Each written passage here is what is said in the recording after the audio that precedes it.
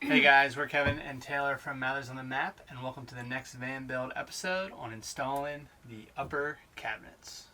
Not true at all. We're installing the countertop today. Oh yeah. The butcher block countertop. Welcome.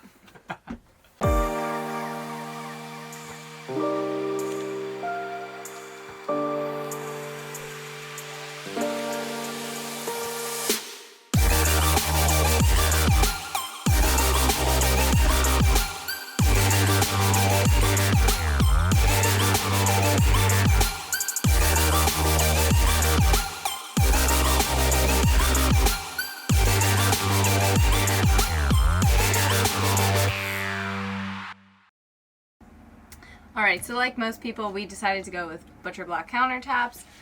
We originally went and priced them out at Lumber Liquidators, and they were quite pricey.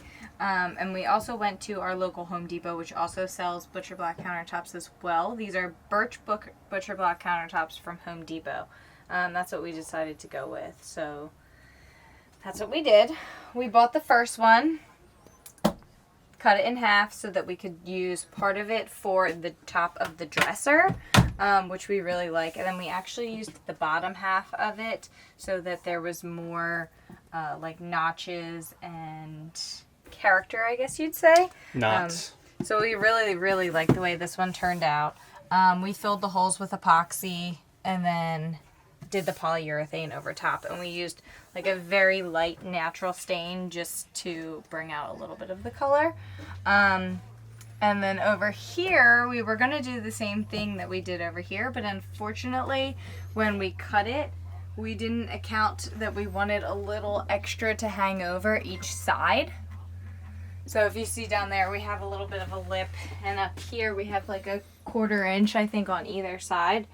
But when we first measured it, we didn't account for that. So unfortunately, the original countertop was too small. So we had to go out and purchase another one, which is what you see here. The countertops at Home Depot range in price. I think we bought these for $2.15, but they're pretty affordable. So if you mess up, it's not as much of a issue than if you messed up the Lumber Liquidators ones. Yeah, and I think for $215 you get it. But it's 98 by 25, I think. 96, but yeah. No, it's 98.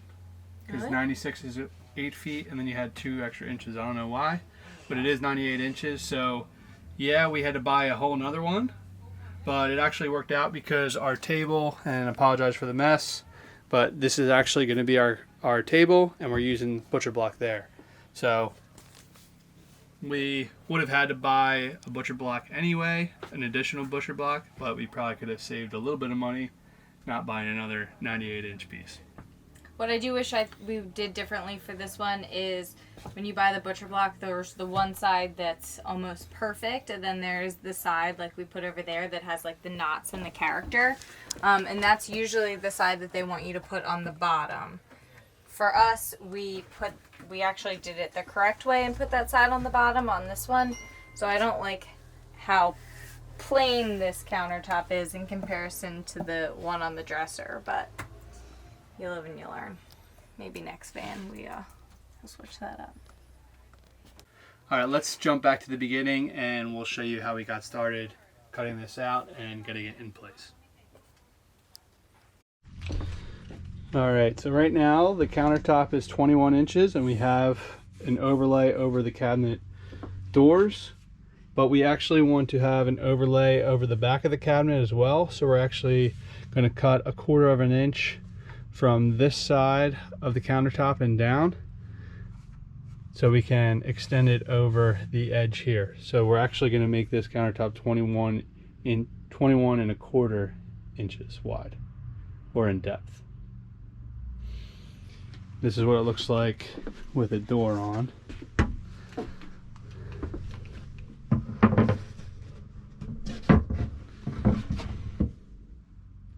Which is a nice little overlay. Alright, so we got the countertop exactly where we want it with the overlay. And now we are making our mark right here to indicate how far we want to make a 1/4 inch cut. So this will be flush against this wall of the van right here and hanging over the back of the cabinet right here.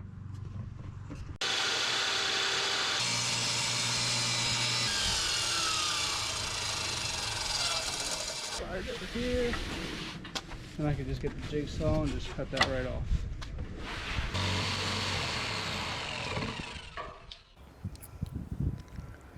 Alright, so here's our countertop. We recently cut the hole for the sink. As you can see, we kind of messed up a little.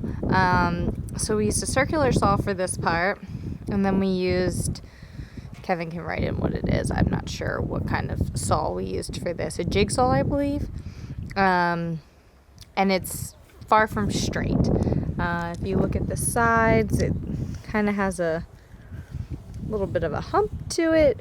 So today I'm going to attempt to sand it into a straight line. If it doesn't work, we might have to go with a new countertop. But we'll see. We're gonna try.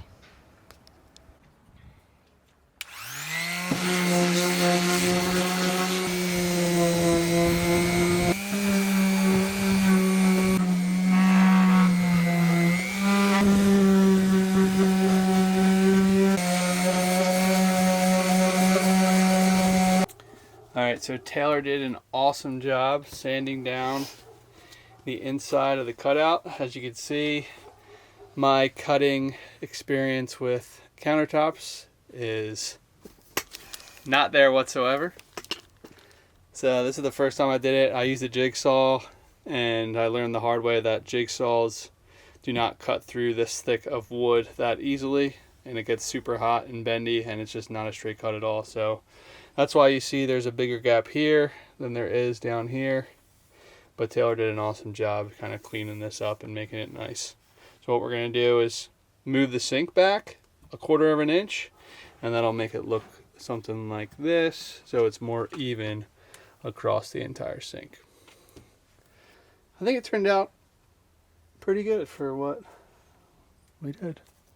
It's usable. It's usable. Alright, so now we're going to figure out the cutout for the wood stove that's going to the left of the sink. The wood stove. It's going to heat the whole house like a wood stove. Not a wood stove. I did want a wood stove really bad, but we went with the Smart diesel heater. So it is what it is. We're gonna go with the gas stove. I mean, this guy just wanted a movable man cave. Yeah. But also I wanted the portable stovetop. And I said, "Do you cook?" "No, you don't." "Do you clean?" "Barely." No. So we're not getting that. So Taylor won the argument here, and we got the stovetop, and that's gonna go right there with the cutout, and we'll have a little propane tank underneath it below in that cabinet.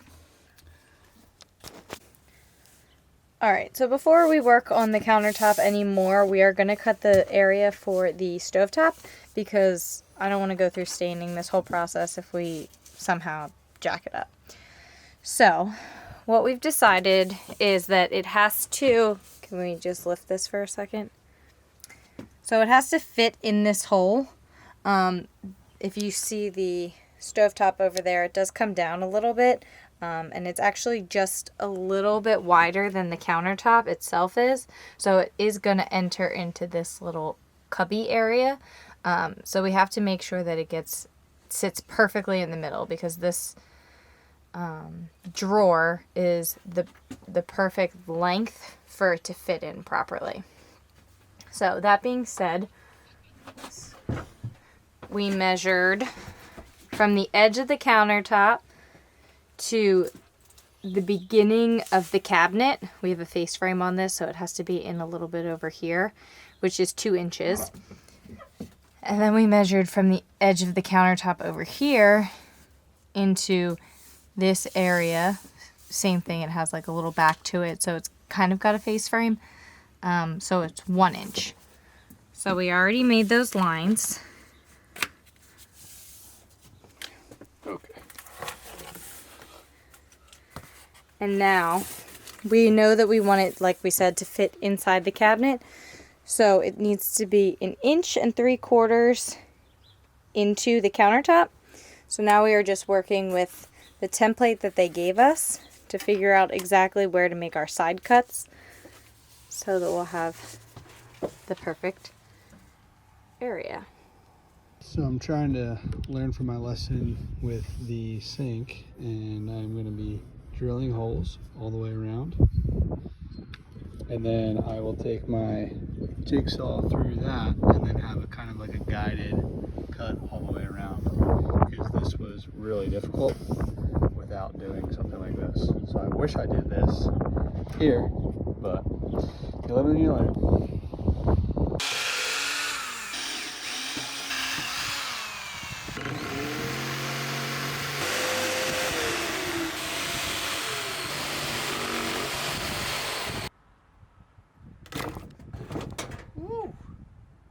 All right, Taylor. So there's a lot of Yikes. little holes. And there's a drill bit still stuck in it. I know. Luckily, we won't see this one. So looking at the finished product, I think we are actually glad we didn't use this technique for the sink, because it would be pretty hard to smooth all these little divots out. Yeah. Interesting. Let's see. Will it fit, folks? It will not. Nope, we got a lot of sanding to do, it looks like. Oh man, lots of sanding to do. But on hindsight, or in hindsight, it fits this way. Good. Fits that way, which is what we wanted it to do. Yeah. So, and probably just like a, not too much. 1/4 inch off each side, maybe. So we just bought a belt sander, so I'm going to take the belt sander and try and get out these ridges, as well as flatten or shorten some of the side for the, what do you call it? The Stovetop.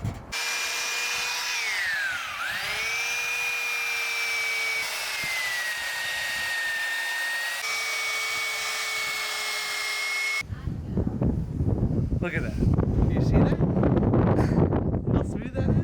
That would have been done in 30 seconds. All right. Man, this thing. Will it fit? Don't judge my hair. It's windy out. Ooh. I don't think it fits.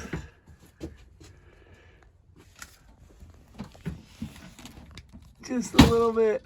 This corner. That corner. I didn't touch that corner. That's why it doesn't fit. All right. Touch this corner. Back to the grinder. I think it's just this little chunk. That little guy. All right, I'll take care of it. After, I don't know, 13, 15 attempts, we finally got it in. I had to loosen up the dimmer switch wire. Oops.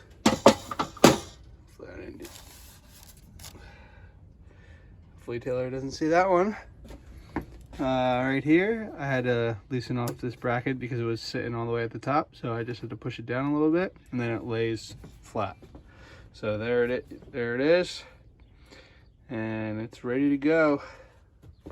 Hopefully tomorrow the countertop will be installed. Today we're going to cut the holes for this beauty. Oh yeah, look at her.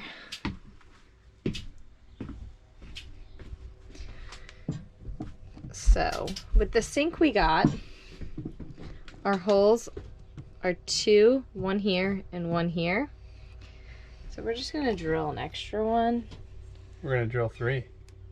Well, yeah, but we're gonna drill one in the middle so that it can be centered, and back a little further so that the water will actually hit in the center of the sink, because if we put it where they want it, it's kind of gonna just splash up. So we'll be moving that back a bit. We are putting our drinking spout right here on the edge. That way, if we are outside, we can maybe just lean over to fill up our water rather than actually have to enter the van. In the center, we are gonna have our industrial faucet. And then on this side, we're just gonna have a small soap dispenser. It won't be that high, it'll actually be like down here. But this is just so that you can get the gist. So now we're gonna draw exactly where we want to make our cuts. And then we'll take this outside, make our cut, come back in, and then drill through the sink. We're not sure if that's the best way to do it, but that's how we're gonna do it. Hopefully it all goes as planned. With anything that we do, it's all first time trial and error. We try and learn as much as we can, but everything's brand new for us, so here we go.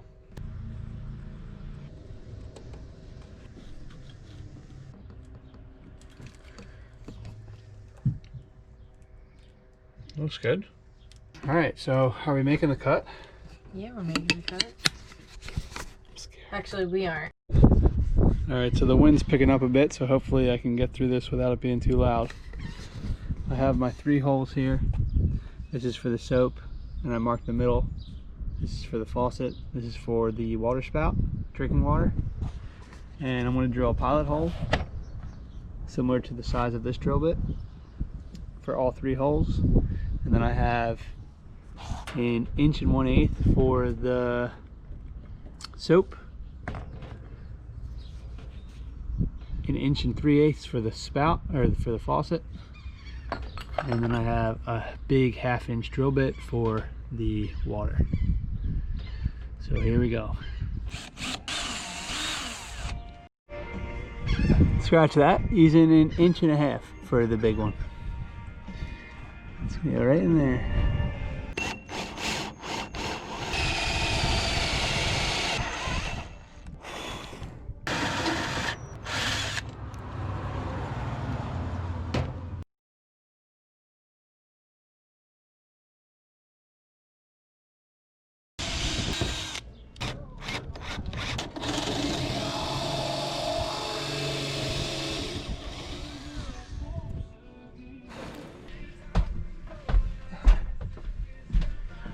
Holes are in. Looks cool.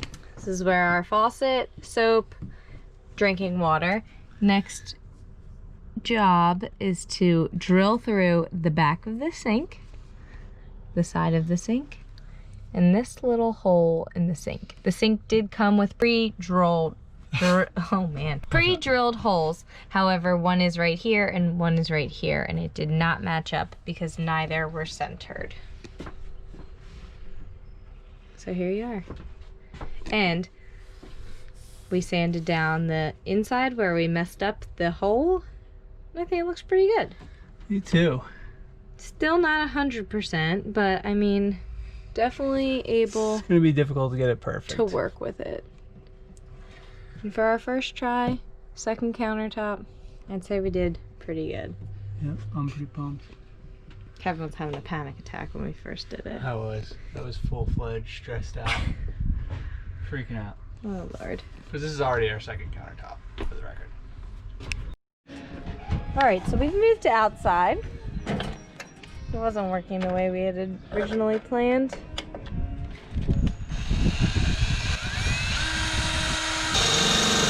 Oh God.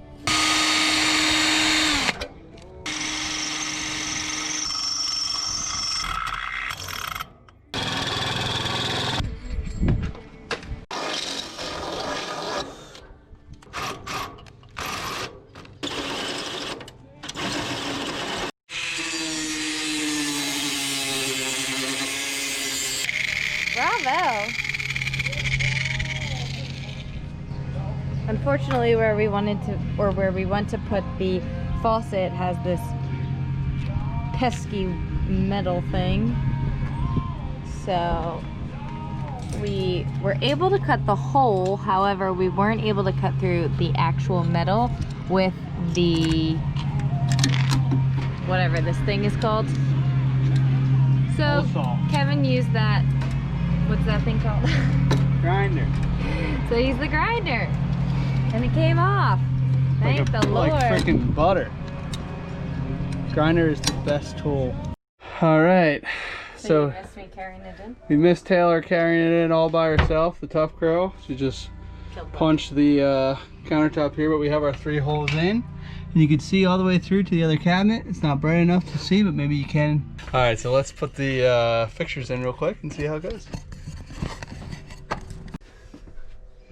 That's pretty solid. This is really nice. Just some water.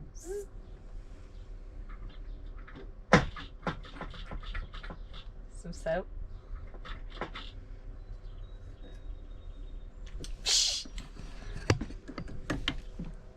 So we can get the countertop in today, potentially.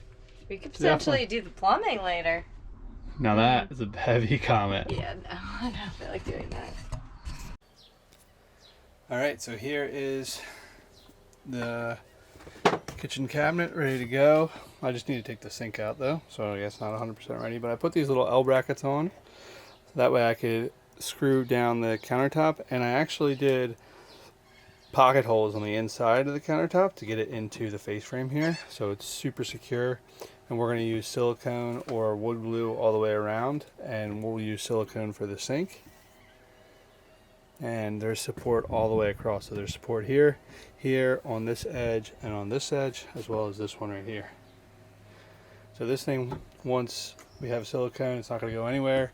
Then we have mounting clips that'll squeeze this down to the wood here. We got a nice bead of kitchen adhesive around the edge of the sink here. We're going to use silicone, 100% silicone on top for the countertop, but now we're going to place this into put this in place. Place this into place.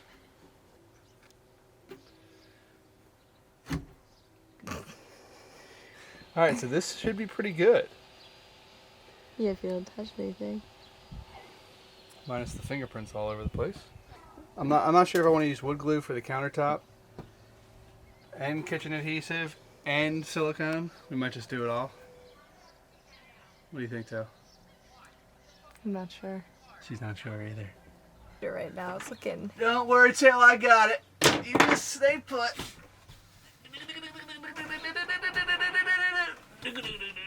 Don't break my refrigerator. Don't worry, Tail, I got it all.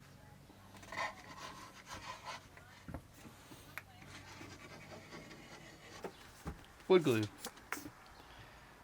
Oh yeah, that's what you call another special. I mean, if this doesn't stick on, I'm going to be quite upset. Alright, so we got advanced silicone. 100% waterproof, 40% more flexibility, 10-year mold free, 5x adhesion. Taylor picked it out. Just wanted to go with the expensive option. So we're going to keep it on the outside here.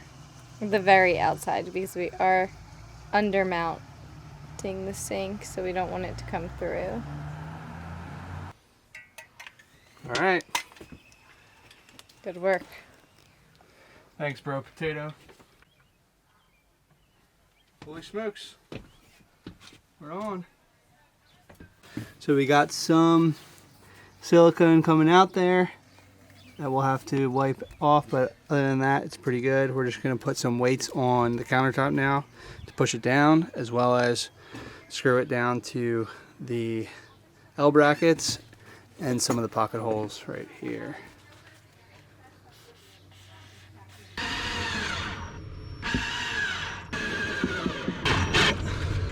All right.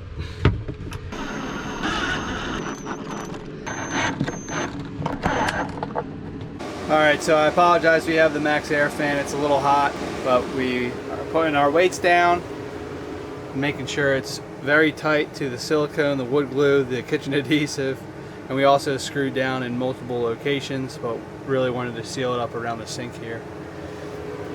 Before we screwed everything in place, we did put our 3 fittings that will go in each hole, just to make sure that the sink is lined up in the right position, as well as the countertop itself. And then we went ahead and screwed everything together, in addition to screwing from the bottom as well. So we have L brackets, screws from the bottom, and even counter holes, or pocket holes over here.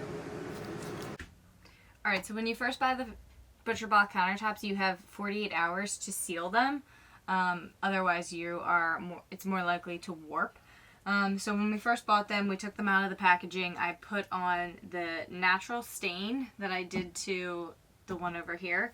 And then I put a quick coat of polyurethane on it, just so that it was coated and the likelihood of it warping was less. And then from there, we did our cuts and things. We did, however, cut it in for the table and the countertop before I did the stain and the polyurethane. So I did do them both separately, but I did do them in the same day when we opened it. Other than that, when you stain and polyurethane these, I just did one quick coat of stain because I kind of liked like the natural color. I didn't want to change it too much. Plus it's a small space, so I wanted it to be light. I didn't want it to be dark. From there, I put the polyurethane on. The thing that sucks about polyurethane is you can only do pretty much one coat or maybe 2 coats a day. So you put it on, you have to wait 4 hours, and then you have to sand it almost like completely, just so that it's all coated equally, and then you polyurethane again.